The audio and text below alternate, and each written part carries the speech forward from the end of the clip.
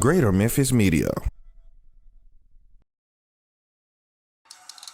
TSD TV, Tri-State Defender.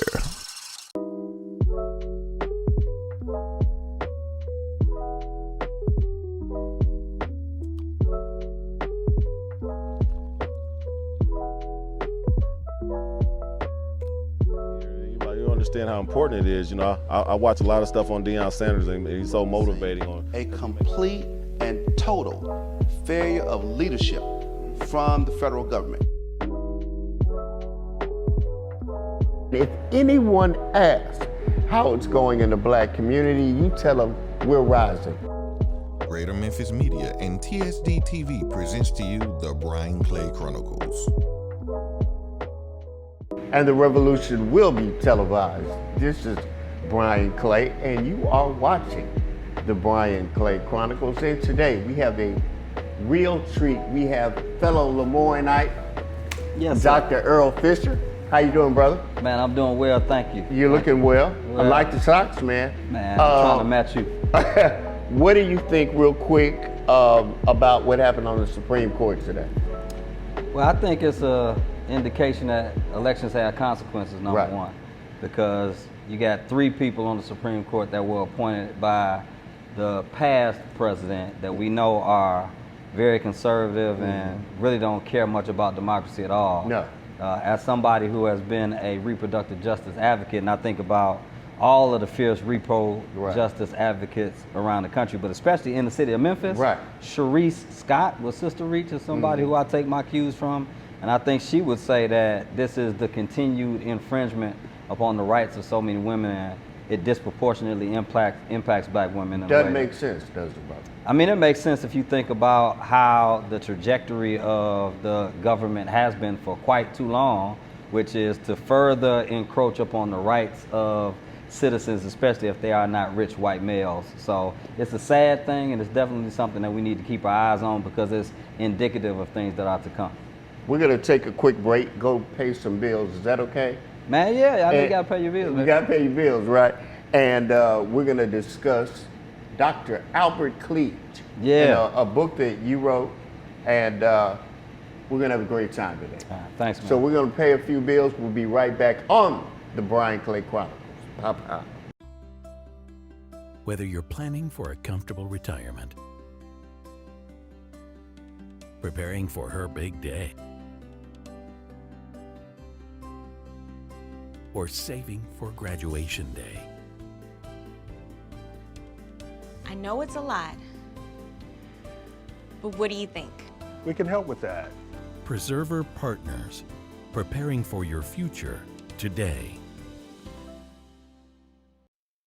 Family, happiness, security. They had it all. A good life.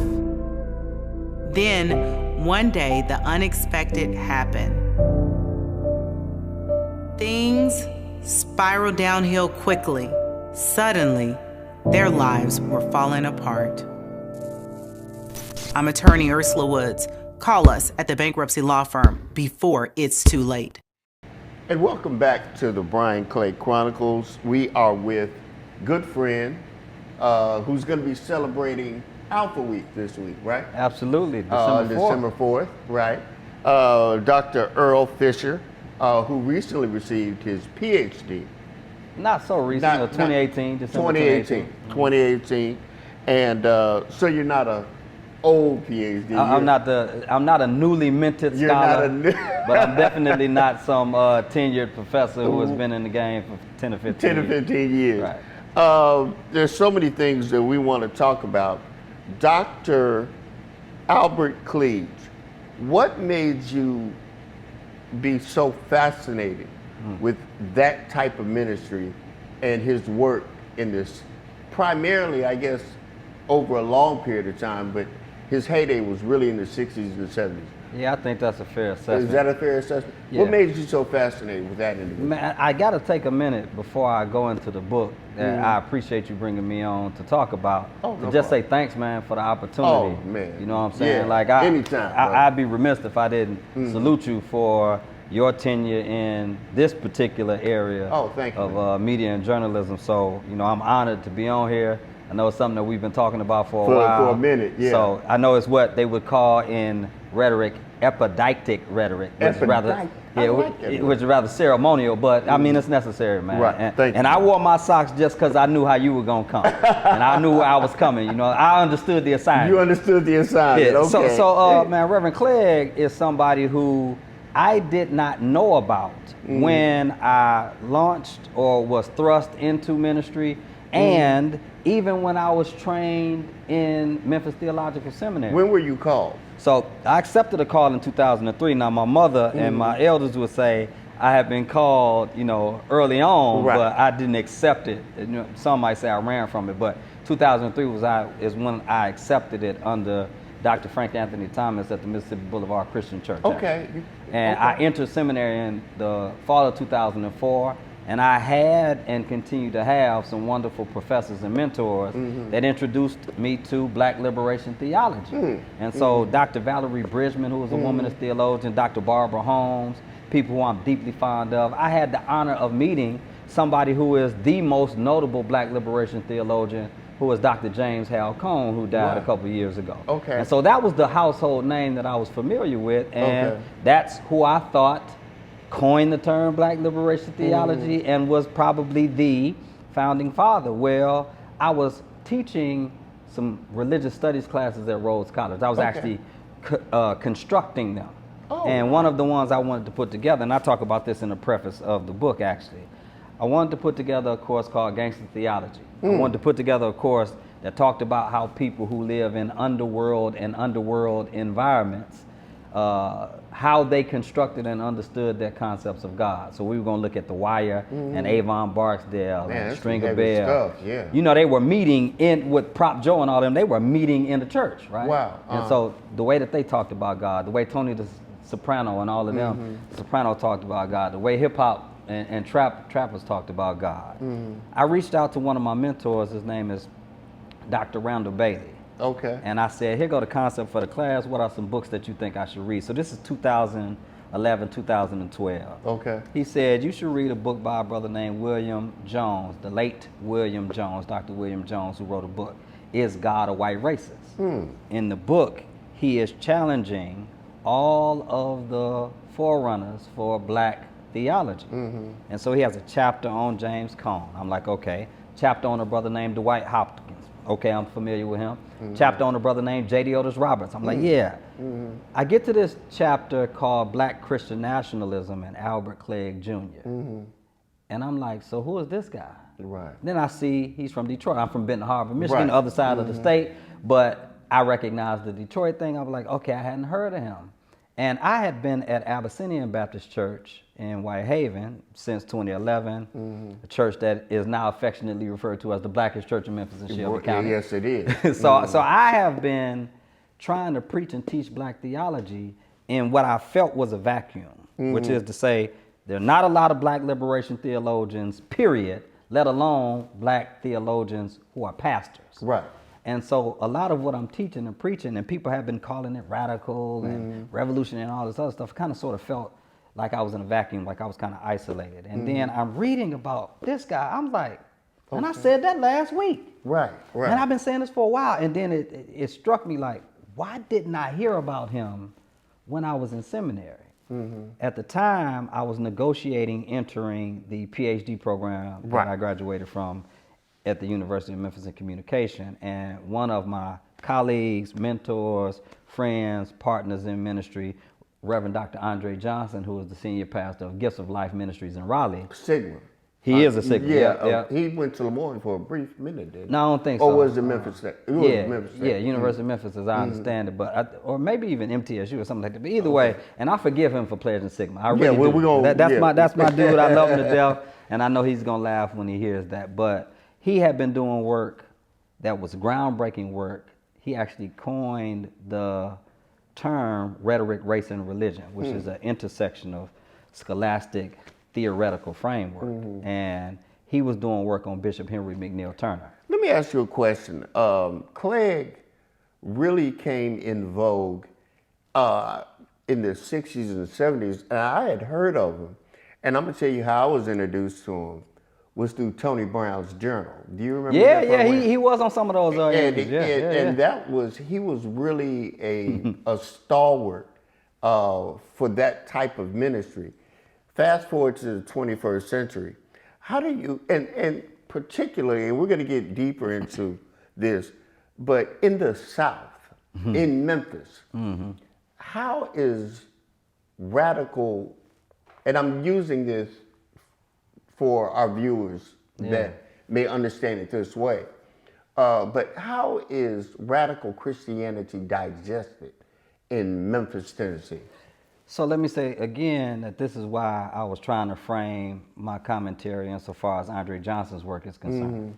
Because he was trailblazing doing work on Bishop Henry McNeil Turner, who was a black pastor in the South, Georgia in particular, AME church bishop, who was doing some radical and revolutionary pastoral work and ministerial work. And a matter of fact, for folks who might be familiar with this infamous essay called God is a Negro. Yes. That's Bishop Henry McNeil Turner. And so he's a model, and he is in the black prophetic tradition, the black radical theological tradition that I would say Clegg is in. And so I would say that this type of radical Christianity in Memphis, by and large, has been something that people thumb their nose at. Certain things that people try to distance themselves from. You know, for a while, people would say, you know, I would come around some of my colleagues in ministry, people I'm fond of, and I know are fond of me, and tongue in cheek, they would say, oh, here come Malcolm X. Well, Malcolm X was a Muslim, right? Of course. And no doubt I'm Christian, right? I'm a black Christian, just like Clegg was. And Clegg and Malcolm got a wonderful relationship. They had a wonderful I talk about it, matter of fact, one of the chapters in the book, the last full chapter where I'm doing some analytical framework is about Clegg's relationship with Dr. King and Malcolm X, and James Cone's analysis of Dr. King and Malcolm X. But in Memphis, just again, right quick, I think radical Christianity is something that people are still struggling to embrace, even some of the people who say what we need is a more radical or black Christianity. We're going to go to a break real quick, but one of the things when we come back, I want to ask you, my father is a Lutheran pastor. And I find it very fascinating, radical Christianity or what have you is really embraced by the Episcopalian Church, the Lutheran Church, the Presbyterian Church. They seem a tad bit more open versus obviously Church of God in Christ. What I would say is, so I wouldn't identify those particular denominations with radical Christianity. I would identify them with a liberal or maybe even a progressive Christianity. Okay. But radical Christianity, I think, is a little deep. I think it embraces some of the social and political realities that other religious traditions just don't seem to embrace. So you have to put the condition of black folks front and center in the social and political realities for the last 400 years. We can't separate it, can we? Right. No, matter of fact, one of the things I say in the book and one of the things I've been saying for years is that unless our theology takes into account social and political reality, our theology is ultimately irrelevant. So some of the more conservative, even black denominations that you were scratching at a second ago tend to operate in some otherworldly Christianity that does not do well to help black folks with what they deal with every day. Deep. This is going to be one of the more fascinating conversations on the Brian Clay Chronicles. We usually are always talking about politics and a certain politician, but I think this goes to the heart of the matter when we discuss politics. So let's take a quick break and let's come back and let's get a little deeper. Sure. We have Dr. Earle Fisher, Lemoyne Owen grad. Absolutely. Class 2003. Y'all know what it is. 2003. He's a magician. We may even talk a little basketball too. All right, cool. We have a great program today. So sit back, relax, drink your coffee, drink your tea, and we'll see you in a quick second. Pow. The day our son was diagnosed with cancer, we didn't know what to do. You know, you have the really nice people and you have a really nice place, but then you have that one big struggle that you're going through. So.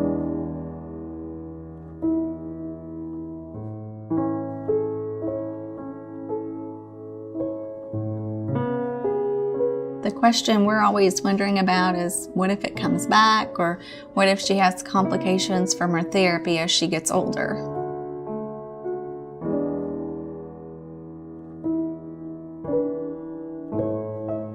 Should we really be considering this clinical trial? Is it really going to help him?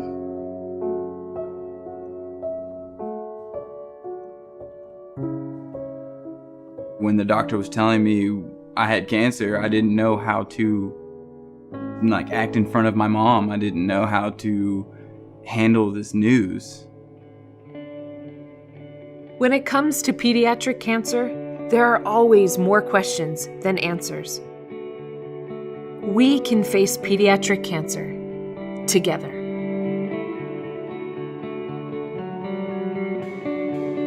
Hi, Jim Downey. Hi, good to meet you. Hi, Jim. So Savannah, how old are you again?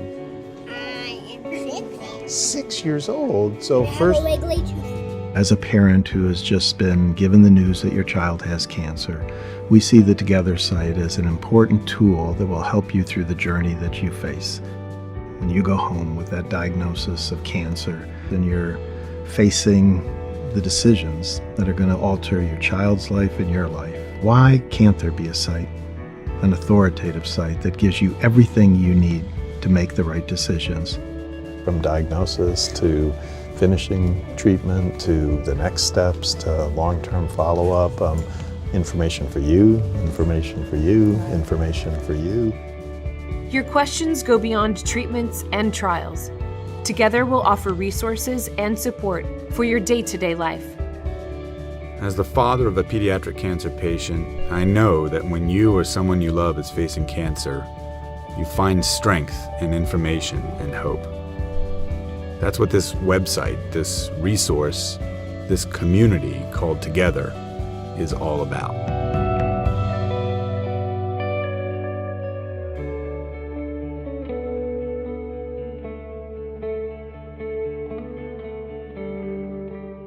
And welcome back to the Brian Clay Chronicles. Absolutely one of my most fascinating guests I've ever had, Dr. Earle Fisher.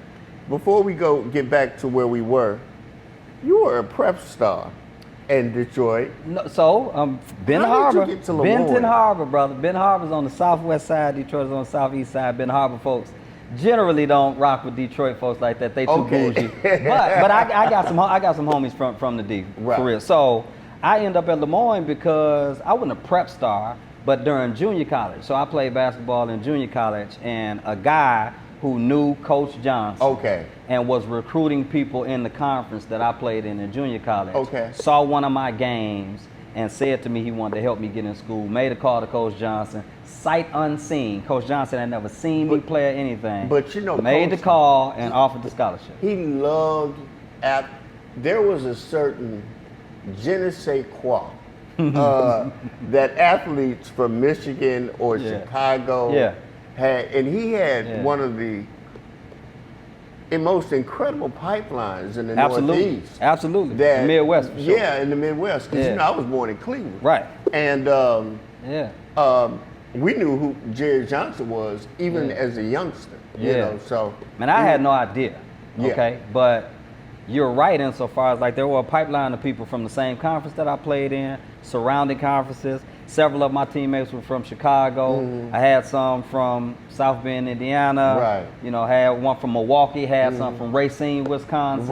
Over the years. So yeah, Detroit, Muskegon. A guy played in Muskegon before I got there. Muskegon, Michigan. So yeah, I mean, Coach Johnson definitely was a trailblazer and somebody whose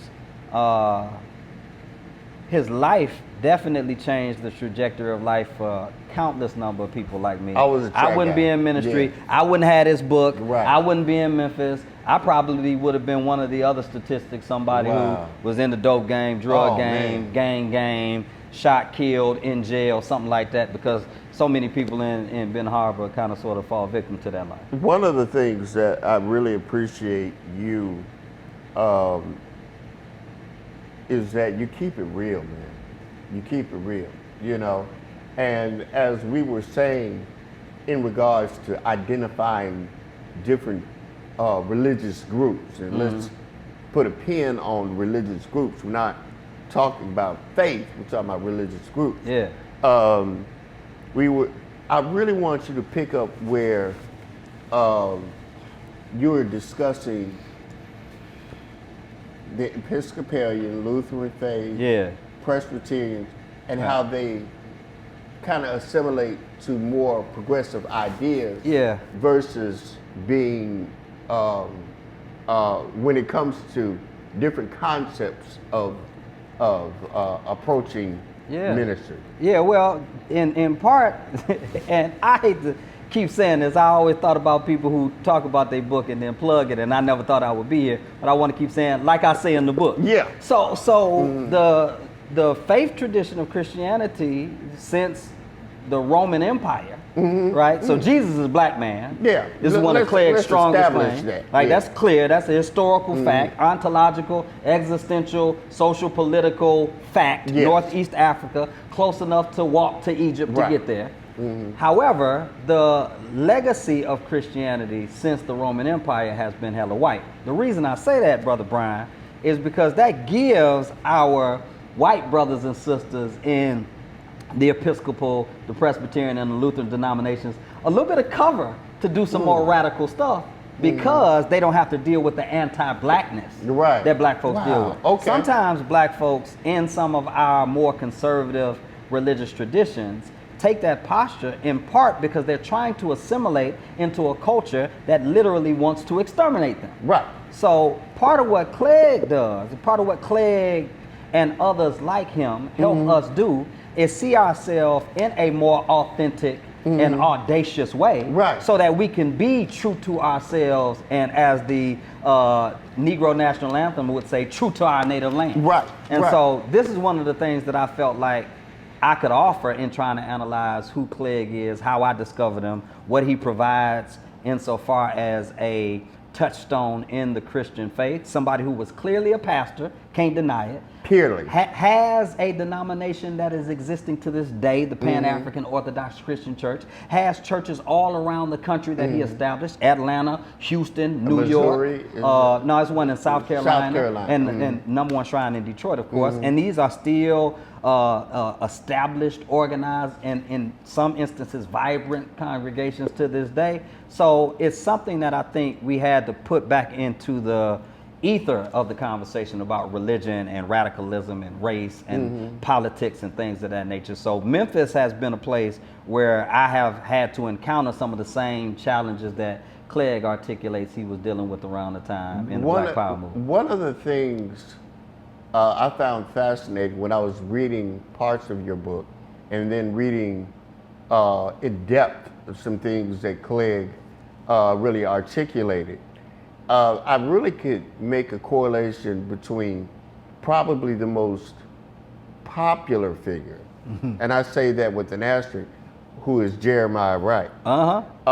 Jeremiah Wright, for those that don't remember, he is President Obama's pastor at Trinity United Church of Christ, Southside Chicago. That's right. And one of the things, actually, my father in the Lutheran church, he was called to a Lutheran church in Chicago, and he got to know Jeremiah Wright relatively well.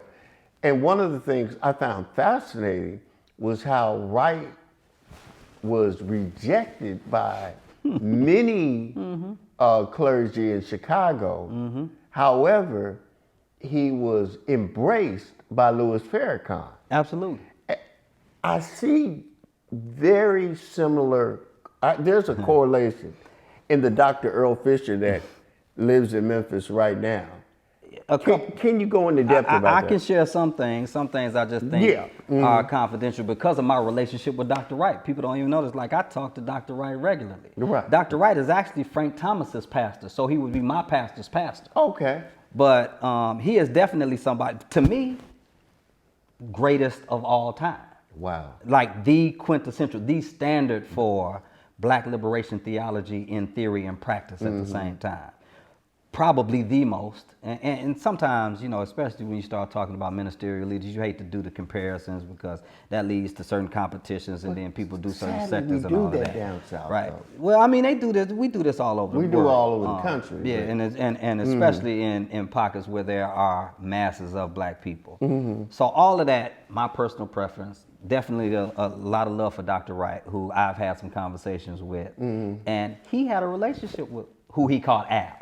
Wow. Al Clegg, yeah. And so he tells me some of these wonderful stories, some of which are probably a little bit too provocative to repeat in terms of beef that Clegg had with another UCC minister, and they briefed. Because there was some serious stuff that went down. I mean, look, there is a lot at stake when you start talking about what people are dealing with insofar as religion, politics, and power are concerned. And the ways in which some of our colleagues and friends, civic leaders, ministerial leaders, the way some of our scholars, the way some of our activists engage in this work is so opportunistic and so surface and superficial that it seems like they don't understand what's at stake for black folks. Wow. So those of us who are really trying to do this in a way where we have to sacrifice certain things, we understand the cost, and we don't like to see people treated cheaply. Right. And so from, again, Bishop Henry McNeil Turner, Albert Clegg, Henry Highland Garnett, right, Ida B. Wells, right, Harriet Tubman, you know, mean, you can Jeremiah Wrights of the world. Like people don't want to see.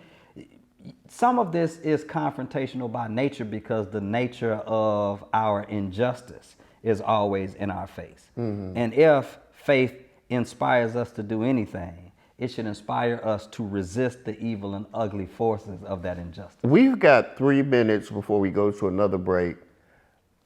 Memphis was really introduced to you, Dr. Fisher, on a grand scale with the work that you've done with Tammy Sawyer. Oh, yeah. I think that's fair. When we come back, can you go into detail a little bit about some of the political work that you've done? And then a simple question, do you have any political ambitions? Pastor is a political office, so there's a short answer for that, and that is no. Like, I don't aspire to run for any other office. I was elected to be pastor at Abyssinian Baptist Church and don't have any inklings of being elected to any other office.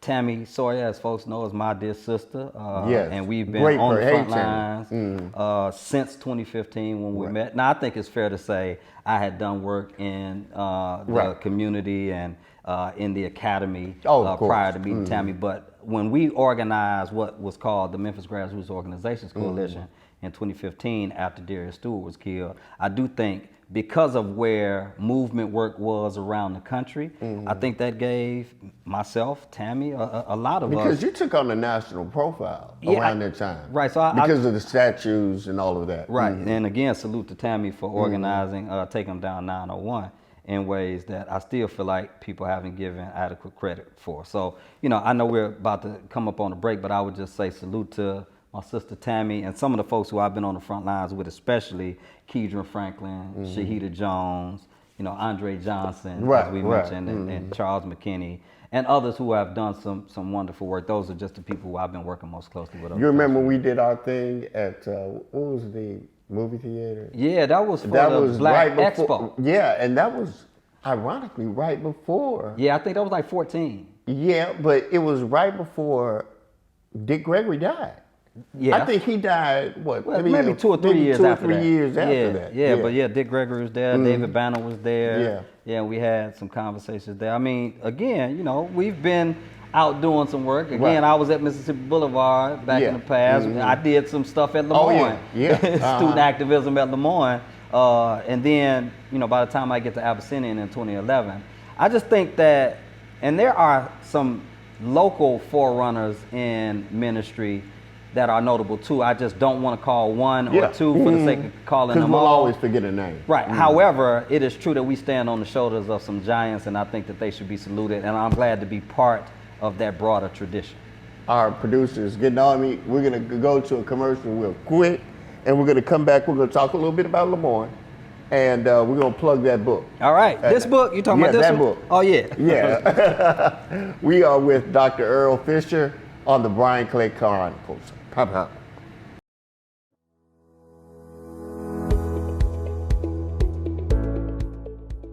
Thank you for tuning in. I'm attorney Monica Johnson, and let's talk about securing your legacy with a power of attorney and an advanced health directive. A power of attorney grants a named individual the authority to act on your behalf with respect to whatever matters are designated in the document. A durable power of attorney comes into effect or continues when you become incapacitated and unable to handle matters on your own. Let's switch gears and discuss how to ensure your desires are met when the time comes. An advanced health directive is a legal document in which a person specifies what actions can be taken with respect to their health when they can no longer speak for themselves. For example, would you like the doctors to take extreme life-saving measures to ensure your survival? What if your survival would result in you being in a vegetative state? What if amputation is required? These are all decisions that can be made in advance of a medical procedure or an unfortunate accident. Let's be proactive. Call me today, Attorney Monica Johnson, 901-325-0600, or visit me at attorneymonicajohnson.com. We are with Dr. Earle Fisher, and we're about to close out. Real quickly, Lemoyne Owen, $40 million. Oh, yeah. We got the basketball team, Bonsley Wells, Rochelle Stevens, great new president. What you think? My son plays for Lemoyne Oh, on the basketball really? team. So they're 4-1 right now. they just They lost, beat Delta but they State. lost to Morehouse. Oh, so they're you lost to Morehouse? 4-2. Yeah, Morehouse has always been a tough place to play at. Always. So I'm glad to see the program moving in the right direction. And as we have said over the years, we pledge our support to our beloved alma mater. All the time. I'd love to come to Lemoyne and do a book talk, by the way. Yes. And matter of fact, we're going to have a book signing soon, right? Yes, the first book signing in Memphis. My very first book signing was at Eden Theological Seminary in St. Louis. But one is coming to Memphis December the 15th at 6 p.m. at the Blackest Church in Memphis and Shelby County, Abyssinian Baptist Church, 3890 Mill Branch. So you can go to Abyssinian Baptist Church Facebook page and get information there, on my Facebook page, or at Pastor Earle, Pastor_Earle on Twitter, or at Pastor_Earle on Instagram too. Yeah. Man, will you come back? Man, look, it's been too long. It's been too long. You had all That's of the been smart my folks fault. before you got me. My bad. Yeah, no. But yeah, man, look, and again, salute to you, brother. I know you intend to throw flowers on us, but we need to throw some on you too, man, for what you've been doing in this realm for a long time. Thank you for letting me come talk about the book, brother. The book is entitled The Reverend Albert Clegg Jr. and the Black Prophetic Tradition, a Reintroduction to the Black Messiah. Must read. Yeah. Can you get it at the Civil Rights Museum? Were you going to work that out with? I'll definitely talk to Brother Russ. Russ, if you're listening, right? Brother Russ Wigginton. I sure would love to, have that in the... Man, you said something about Trinity. I need to say this very quickly. Please. I got a call from Otis Moss III, who is the pastor at Trinity now, where Jeremiah Wright used to pastor. What's his name again? Otis Moss III. Okay. Otis Moss III is the pastor at Trinity United Church of Christ. He called me. He said that he wanted to put it in the Trinity United Church of Christ bookstore. Wants me to come up there in February and do a book talk there. But I'm looking forward to doing it with my folks in Memphis, man. December 15th, 6 p.m., 3890 Mill Branch, Abyssinian Baptist Church. We'll be sending out the information for people to sign up to it. If you're ever in D.C., you need to go to Busboys and Poets. Man, I'm trying to track down my frat brother, Dr. Greg Carr, who is at Howard University. I got a couple colleagues up there, and I'm trying to get in conversation with him, so maybe he and I can chop it up about the book, too. We have had Dr. Earle Fisher here. Pleasure's mine. It's been a wonderful conversation about a myriad of things. And if anyone asks how it's going in the black community, you tell them we're rising. Intelligent information and ideas for today's urban intellectual. We will see you next time. Next time on the Brian Clay Chronicles. Bye-bye.